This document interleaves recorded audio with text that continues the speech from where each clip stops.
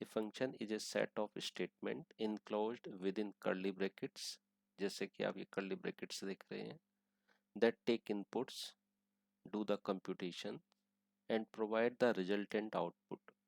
Every C program should have at least one function that is main function. बच्चों definition तो ठीक है, लेकिन मैं इसको आपको एक जनरल सी लैंग्वेज में समझा देता हूँ. देखिए फंक्शन क्या है.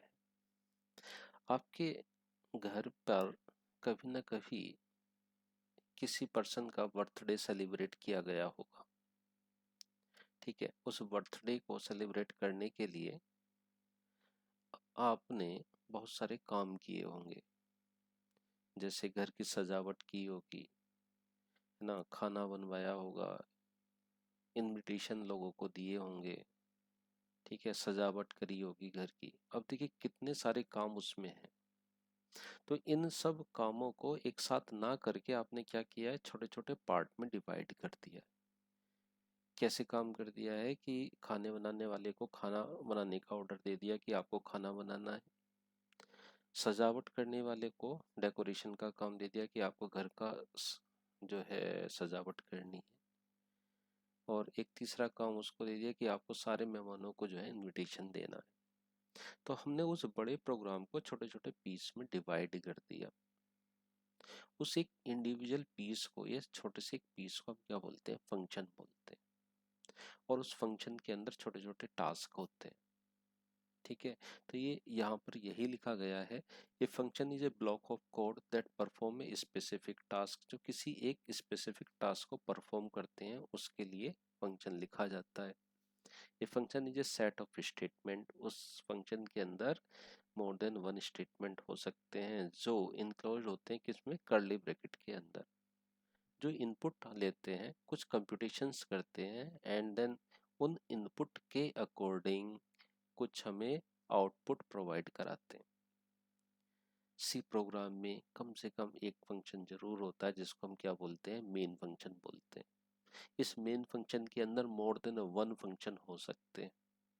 ठीक है, तो dividing a complex program into smaller chunks makes our program easy to understand and reuse. जैसे कि मैंने आपको बताया कि बर्थडे सेलिब्रेशन का प्रोग्राम है, इस प्रोग्राम को आपने छोटे छोटे चंक्स में डिवाइड कर दिया, तो ये जो प्रोग्राम है हमारा, ये क्या हो गया, हमारे लिए इजियर हो गया.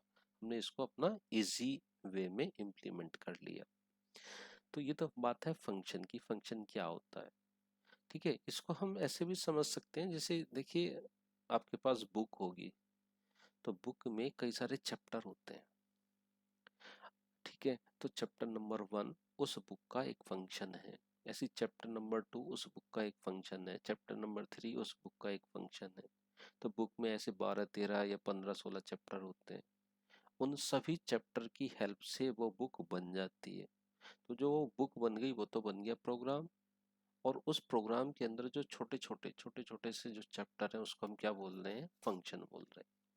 ठीक है, और उन फंक्शन के अंदर क्या लिखा गया है, उन फंक्शन के अंदर टॉपिक्स लिखे गए हैं कि पहला टॉपिक ये है, दूसरा ये है, तीसरा ये है, फोर्थ ये है. उन सब के कॉम्बिनेशन से क्या बन गया, वो एक चैप्टर बन गया. और ऐसी चैप्टर के कॉम्बिनेशन से क्या बन जाती है, बुक बन जाती है. ओके, तो आई थिंक अब आपको ये समझ में आ गया होगा कि फंक्शन क्या है एक्चुअली में. नाउ अब इस फंक्शन की जरूरत क्या पड़ गई हमें, ये देखिए. तो देखिए, एक तो है इसमें पॉइंट लिखा है इम्प्रूव मॉडुलरिटी. इसका क्या मतलब होता है, तो देखिए ये लिखा है we can divide a large program into multiple small module. मतलब जो हमारा कॉम्प्लेक्स प्रोग्राम है, जो बहुत बड़ा प्रोग्राम होता है, उसको हम अगर छोटे छोटे पार्ट में डिवाइड करना चाहें तो कर सकते हैं. और उस छोटे से प्रोग्राम को, उस छोटे से पार्ट को हम क्या बोल देते हैं, फंक्शन बोल देते हैं. ठीक है, सोच के देखो, जैसे आप एटीएम मशीन पर जाते हो पैसे निकालने के लिए, तो जो उसके अंदर सॉफ्टवेयर काम करता है, तो क्या वो सॉफ्टवेयर जो है एक ही प्रोग्राम है, या उस प्रोग्राम के अंदर छोटे छोटे मॉड्यूल्स बना दिए गए हैं. उसके अंदर छोटे छोटे मॉड्यूल्स बना दिए गए हैं क्या, कि आप विड्रॉल भी कर सकते हैं, पैसा निकाल भी सकते हैं, पैसा डिपॉजिट भी कर सकते हैं. ठीक है, और अपना एटीएम का पिन भी चेंज कर सकते हैं, पिन रिसेट कर सकते हैं। ये बहुत सारे उसके अंदर छोटे छोटे क्या है फंक्शंस हैं। ठीक है, उन सब फंक्शंस को जब हमने इम्प्लीमेंट कर दिया तो हमने उसका नाम क्या रख दिया, उसका नाम एटीएम मशीन रख दिया कि ये अब डिफरेंट काम करेगी। इसका एक एग्जांपल और ले लेते हैं। जैसे आपके घर में टेलीविजन सेट है तो आप रिमोट कंट्रोल से क्या करते हो, चैनल को चेंज कर देते हो। तो चैनल को चेंज करने के लिए उस रिमोट में एक बटन दिया गया होगा। अगर फॉरवर्ड डायरेक्शन में करोगे पुश तो आगे का चैनल दिखा देता है, बैकवर्ड में करोगे तो पीछे का चैनल दिखा देता है। तो यानी एक फंक्शन वो बना दिया। ऐसी वॉल्यूम को बढ़ाने के लिए या वॉल्यूम को घटाने के लिए एक बटन बना दिया गया। तो उस आप टीवी रिमोट में जो देख रहे हैं, जो डिफरेंट टाइप्स के बटन है, वो क्या है, आपके फंक्शंस हैं। उन फंक्शंस की हेल्प से हमने क्या बना दिया, उसको एक रिमोट कंट्रोल बना दिया। ऐसे ही आपके पास अगर आपने देखा होगा कैलकुलेटर होगा, तो कैलकुलेटर में भी क्या है, डिफरेंट डिफरेंट कीज हैं। जिस की को प्रेस करोगे और वो फंक्शन एक्टिवेट हो जाता है और वो स्क्रीन पर टाइप हो जाता है। ठीक है, जैसे स्क्वायर रूट निकालना चाहते हो तो कोई नंबर प्रेस किया, उसके बाद स्क्वायर रूट लगा दिया तो उसका आउटपुट आ जाता है। ठीक है, तो हमारा क्या हो जाता है, इम्प्रूव मॉडुलरिटी का मतलब we can divide a large program into multiple small module. दूसरा, कोड रीयूजेबिलिटी। सेकंड पॉइंट क्या है, कोड रीयूजेबिलिटी। इसका मतलब क्या है भाई कोड रीयूजेबिलिटी का, कि हमें कोड एक बार लिखना होता है और उस एक बार लिखे हुए कोड को हम अपने प्रोग्राम में बार बार यूज कर सकते हैं। हमें दोबारा से उसकी कोडिंग लिखने की जरूरत नहीं है। इसको हम बोलते हैं कोड रीयूजेबिलिटी। ठीक है, it means write once and use it again and again. Okay, इसको हम कोड रीयूजेबिलिटी बोलते हैं। जैसे फॉर एग्जांपल, आपने आपने सपोज दैट अपनी कॉपी में एक टेबल लिखी। ठीक है, एक टेबल लिखी, सपोज दैट वो 17 की टेबल आपने लिख ली। ठीक है, अब 17 की टेबल आपको याद नहीं है लेकिन वो आपने लिख ली अपनी कॉपी में, एक पेज पर लिख ली। अब आप क्या कर रहे हो कि आगे नेक्स्ट पेज पर कुछ मल्टीप्लिकेशन कर रहे हो जिसमें 17 की टेबल का यूज होना है। तो आप क्या काम करते हो कि 17 की टेबल जो पीछे लिखी हुई है आप वो पेज पलटोगे और उसमें से उसका आंसर देखोगे और उसको मल्टीप्लाई कर दोगे। तो हम कोड एक बार लिख देते हैं और उस एक बार लिखे हुए कोड को फिर बार बार अपने प्रोग्राम में यूज कर लेते हैं। उसको कोड रीयूजेबिलिटी बोला जाता है, यानी दोबारा से हमें लिखना ना पड़े, उसकी कोडिंग लिखनी ना पड़े। देखिए, थर्ड क्या बताया गया है, ये बड़ा इंपॉर्टेंट है। The program becomes easy to understand and manage. अगर हमें अपने प्रोग्राम को अच्छे से मैनेज करना हो, अच्छे से समझना हो, तो हम किसका यूज कर सकते हैं, फंक्शन का यूज कर सकते हैं। जैसे मैंने कहा कि पूरी बुक को आपको पढ़ना है और पूरी बुक में चैप्टर वाइज वो डिफाइन नहीं है, पूरी बुक को पढ़ना है, तो उस बुक को पढ़ने के लिए आपको थोड़ी सी मेहनत लगेगी। क्यों, क्योंकि उसके अंदर चैप्टर नहीं है, बस एक बार लिखी हुई है। अगर वही बुक चैप्टर वाइज डिवाइड होती तो आप ये कह सकते थे कि सर मैंने 2 दिन में 3 चैप्टर रीड कर लिए, 4 दिन में 5 चैप्टर रीड कर लिए। मतलब हम अपने प्रोग्राम को इजी बना सकते हैं, इजी तरीके से समझ सकते हैं अगर उसके अंदर हमने फंक्शन का यूज किया है। नेक्स्ट है, देखिए इसमें लिखा प्रोवाइड एब्स्ट्रक्शन फंक्शनैलिटी। ये बड़ा इंपॉर्टेंट पॉइंट है भाई। एब्स्ट्रक्शन किसे बोलते हैं, देखिए एब्स्ट्रक्शन का मतलब ये होता है कि हमने फंक्शन को डिफाइन तो कर दिया, डिक्लेयर तो कर दिया, फंक्शन को डिक्लेयर तो कर दिया, लेकिन उसकी जो फंक्शनैलिटी है वो हम तब डिफाइन करेंगे जब उसका यूज होगा। मतलब हमने उसकी डिटेल को क्या कर दिया, हाइड कर दिया। इसको हम बोलते हैं एब्स्ट्रक्शन। मतलब हमने उसका सिर्फ नाम बता दिया कि इस नाम का एक फंक्शन आएगा, लेकिन इसकी जो मेन वर्किंग होगी वो तब होगी जब इसका हम अपने प्रोग्राम में कभी यूज करेंगे, अपने हिसाब से उसको हम यूज करेंगे। ठीक है, इस तरीके से। नाउ बात करते हैं टाइप्स ऑफ फंक्शन की। कितने टाइप के फंक्शंस होते हैं सी लैंग्वेज में, तो जनरली 2 टाइप के फंक्शन होते हैं सी लैंग्वेज में। नंबर 1 प्री डिफाइंड फंक्शन, या जिसको हम लाइब्रेरी फंक्शन बोलते हैं, और नंबर 2 पर होता है यूजर डिफाइंड फंक्शन। जो यूजर की नीड के अकॉर्डिंग बनाया जाता है।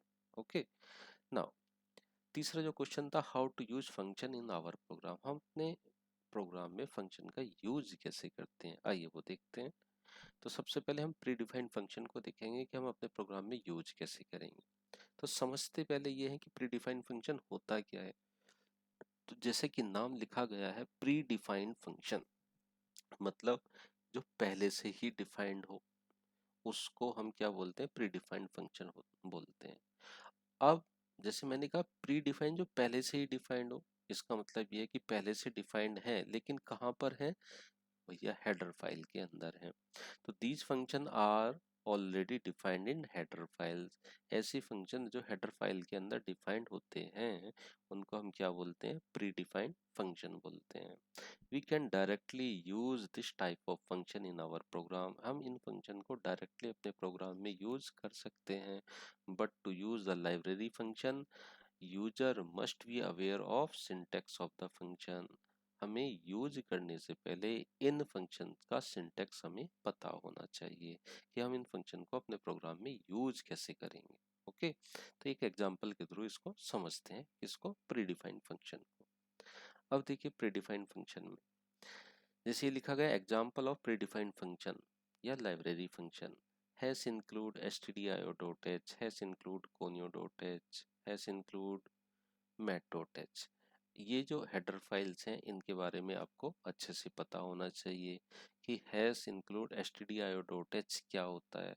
Standard input output header file होती है। stdio.h की फुल फॉर्म जो होती है वो क्या होती है, standard input output header file. Actually में हम अपने कंपाइलर से ये कह रहे होते हैं कि भाई हमारे प्रोग्राम में इस स्टैंडर्ड नाम की फाइल को, जो इनपुट और आउटपुट फंक्शन को लिए हुए है, हमारे प्रोग्राम के साथ इंक्लूड कर दो। ओके, ऐसे ही हम दूसरी लाइन में ये बोल रहे हैं हैश इंक्लूड conio.h। तो कोनियो की फुल फॉर्म क्या होती है, console input output header file. ऐसे ही हम अपने कंपाइलर से क्या कह रहे होते हैं कि भैया कंसोल इनपुट आउटपुट जो हेडर फाइल है उसको हमारे प्रोग्राम के साथ ऐड कर दो, ताकि हम इससे रिलेटेड फंक्शन यूज कर सकें। ऐसी तीसरी फाइल ली हमने मैट.h। ठीक है, तो मैट.h को भी हमने अपने प्रोग्राम में क्या करा लिया, इंक्लूड। क्यों करा लिया, क्योंकि इससे रिलेटेड जो फंक्शंस होंगे वो हम अपने प्रोग्राम में यूज कर पाएंगे। ठीक है, मैंने आपको बताया था हर एक सी प्रोग्राम में कम से कम एक मेन फंक्शन होता है। तो देखा, ये लिखा मेन फंक्शन। ओके, इस मेन फंक्शन के अंदर हमने यहाँ पर दो वेरिएबल डिक्लेयर किए हैं, इंटीजर नंबर एंड आंसर। अब नंबर नंबर लेने के लिए और आंसर इस नंबर का आंसर निकालने के लिए दो वेरिएबल डिक्लेयर कर दिए। और दो वेरिएबल कैसे हैं, इंटीजर टाइप के। ठीक है बच्चों, मैं आपको बता दूं, जनरली जो वेरिएबल के नेम होते हैं वो ऐसे हमें लेने चाहिए जो हमें प्रोग्राम से रिलेट करते हो। क्यों रिलेट करते हो, ताकि जब हम उनको रीड करें या उनको हम पढ़ें तो वो हमें समझ में आ जाना चाहिए कि ये जो वेरिएबल लिखे गए हैं ये किस पर्पस से लिखे गए हैं।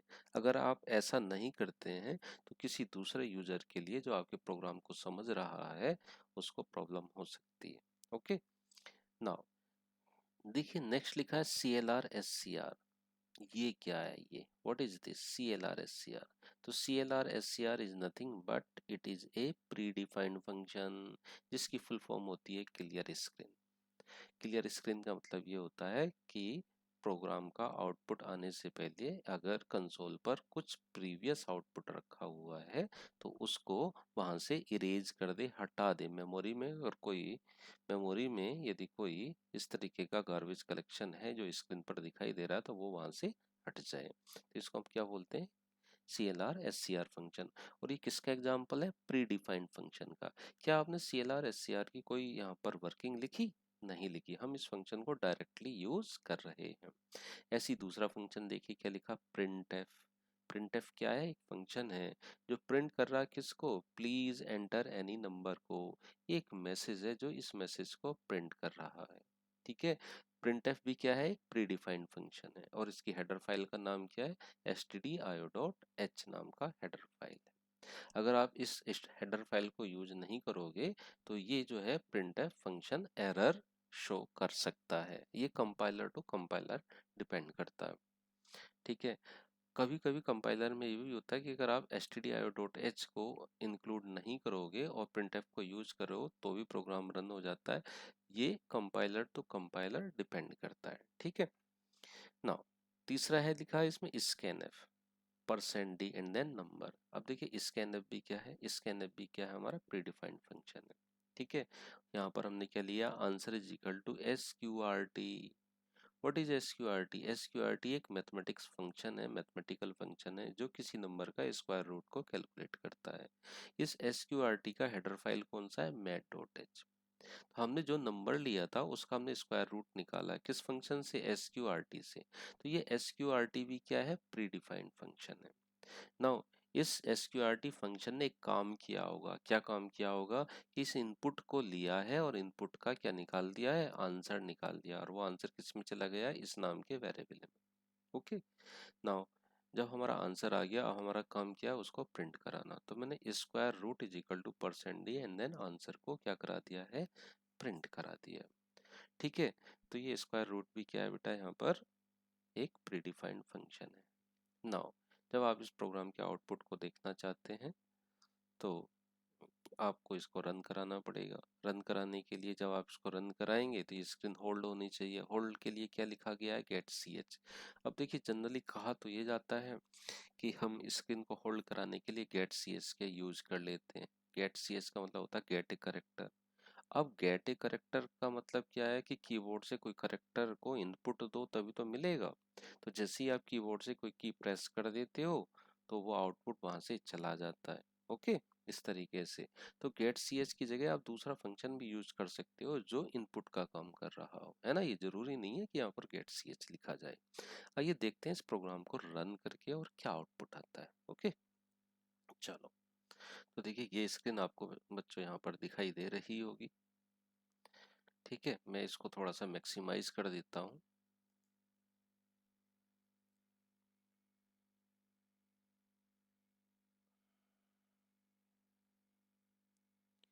चलिए मैं इस प्रोग्राम को यहाँ पर रन करके दिखाता हूँ आपको। अब देखिए कैसे रन होगा। प्रोग्राम ये लिखा हुआ है जो आपको यहाँ पर दिखाई दे रहा है। मैं इसको रन करता हूँ, देखिए रन। और यहाँ से हमसे पूछा जा रहा है प्लीज एंटर एनी नंबर। मैंने सपोज दैट इसको नंबर दे दिया यहाँ से क्या, 16। अब 16 का स्क्वायर रूट कितना होना चाहिए, 4 होना चाहिए। तो देखो 4 आंसर आ गया। ओके, इस तरीके से मैंने इस प्रोग्राम को फिर दोबारा रन कराया। और रन कराने के बाद अब मैंने कहा स्क्वायर रूट बताइए किसका, 36 का। तो 36 का स्क्वायर रूट कितना आता है, 6 आता है। तो यहाँ पर आंसर क्या है, 6 है। ठीक है बच्चों, तो ये चीज आप यहाँ पर सीख गए होंगे। ओके, चलिए हम इससे बाहर आते हैं। तो ये आउटपुट यहाँ पर आप देख चुके हैं। ओके, नाउ इसके बाद जो यूजर डिफाइंड फंक्शन है वो हम देखेंगे नेक्स्ट लेक्चर में। Thank you very much.